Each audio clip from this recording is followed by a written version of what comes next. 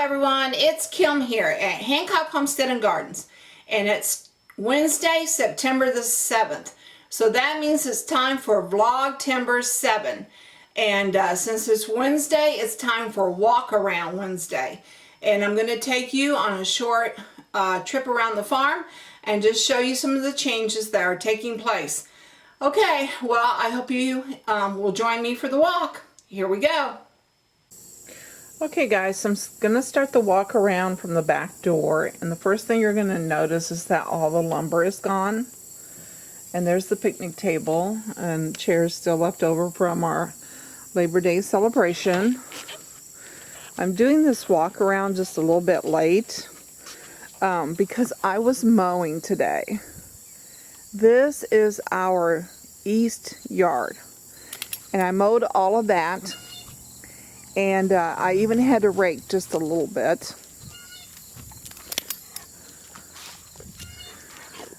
And then if you come over here, you're going to see the orchard yard. And I mowed all of it, except for right there under the trees. We're starting to let the grass under the trees grow so that when the apples fall, they'll have a cushion.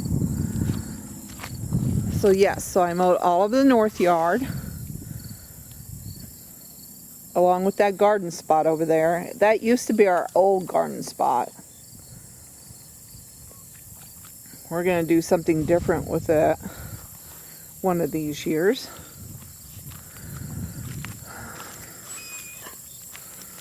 Okay, and then there's my huge pile of weeds from my flower garden, and my flowers are getting close to the end. There are my zinnias. So these are the last of the flowers. I do have some zinnias still blooming. My bee balm is done blooming for the year. My phlox is done blooming for the year. Is that a good scratch post there, Spice? Yeah. There are my coneflowers. I've got two kinds of coneflowers there. I have salsa red. Salsa red. And then those back there are called papaya, hot papaya. These are the single, and those are the droopy kind. See how that droops? Isn't that pretty? So I've got those still coming on. My daylilies are pretty much done. I have one daylily on this side left, and there it is. Beautiful. It looks like I might have one coming on behind it though. So maybe I'll have another day or two of daylilies. And here's one last one on this side. Here are the coneflowers on this side. And as you can see, they are finishing up. But I leave the little black heads on because those have seeds in them. And they will reseed themselves, and then whatever doesn't reseed, the birds will eat. So, yes, I leave those on. I do not deadhead. And I have a little bit of bee balm left there.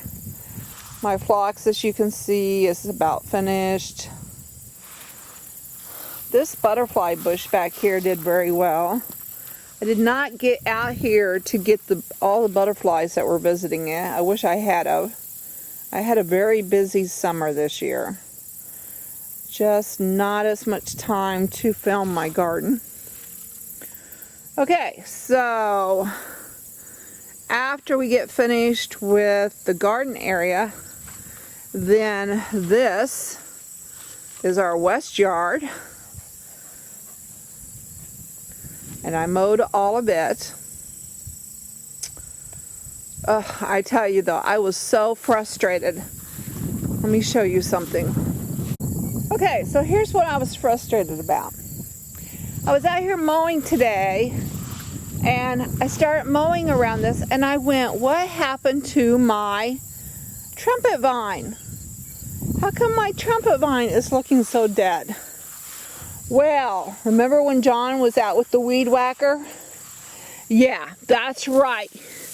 He weed whacked it. Yep, he just weed whacked it right off.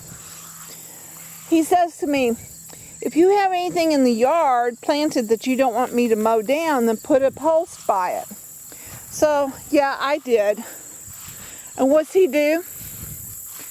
He takes the post down, lays it along the fence, and still manages to weed whack my trumpet vine. Oh, how many of you have husbands and ex-husbands like that? I know you do. Well, since it's a trumpet vine, I'm going to pray that it will come back. I'm going to pray he didn't get down far enough that it's going to mess up the roots. I'm going to pray that it's stored up enough energy already to survive the winter. But I'm like, seriously, John, I mean, I leave your weed patch alone. He has to have this weed patch over here because if you look, there's crown vetch. We have a very kind of a hill here that he doesn't like to have to mow up and down because it is steep. I know you can't see that now because we've let the crown vetch grow. So he planted crown vetch around here. And just so you know, crown vetch is an invasive weed, an invasive plant. So do not use it as a ground cover. But him being a farmer, he knows how to control it. But yeah, he lets the weeds grow up in his crown vetch, but he can't leave my trumpet vine alone. Ugh. Anyway, okay, on with the tour. Had to get that off my chest. See, I'm trying to plant a row of bushes along here. Just kind of add some blockage from the road and some pretty, hey, spies. That's for the birds this winter. Jesus, well, it makes a real nice cat house for me. Yeah. Okay. Alright, so yeah, so here is our west yard, and I mowed all of it today, and I had to do a little bit of raking on this side. And then there's the beginning of Paul's garden. I have a video on it if you want to watch it. It doesn't have much there this year. The only thing we have along it this year are some coneflowers. These are powwow berry, and once again they're at the end, and I'll leave the seed heads to reseed or for the birds. And this is our south yard up here, and yeah, I mowed all of it. So it takes about 2 hours to mow, and then an extra hour if you're raking. So I've been out here for about 3 hours. Okay, so let's walk on around to the back again to the east yard, and let's go over and take a gander at the chickens. I'll be so glad when we get actual fence there where the boards are at, so we can take those ugly boards down. But right now we still have to put up fence, or not fence, we have fence up, gates. Where those boards are at, we're going to put gates. Not too long ago, I saw an owl sitting right there.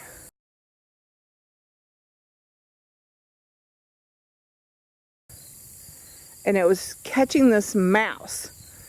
It would pounce on the mouse, and then the mouse would run a couple of feet, and it would pounce on it again. And I was like, what bird is that? So I got out my binoculars because I couldn't see it real well, and it was an owl. So then I ran and got my camera to take a picture because you don't normally see an owl during the day, and I got the back. He was looking right at me.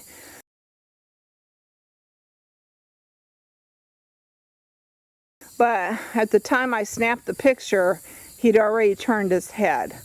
But that was just so cool. Can you see that the corn is now turning brown? It's getting ready for harvest time. I love harvest time. Okay, so here's the corn. Gosh, it just seems like, I don't know, yesterday that it was slightly small and green. And now here it is. I'm just going to show you a little bit of this top.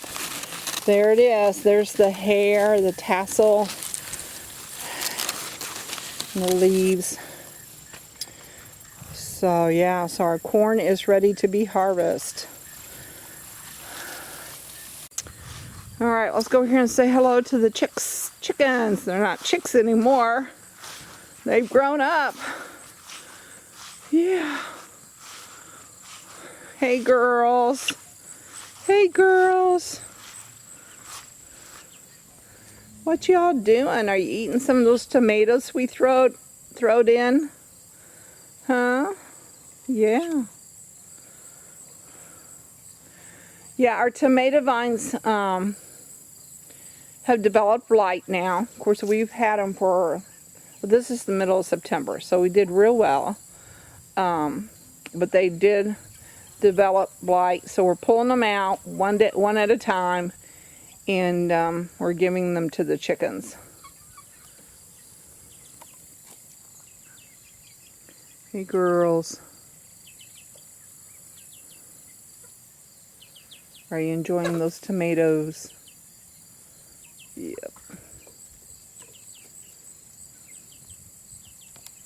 Okay, well, I hope you enjoyed the walk.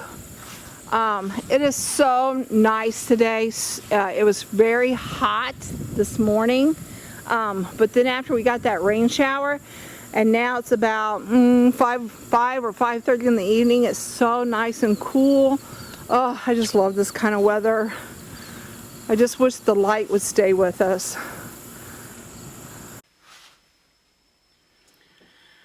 Okay guys, well, we just came back inside from our walk around. If you like this video, please give me a thumbs up. If you'd like to know more about our homestead and what we do on it, please subscribe.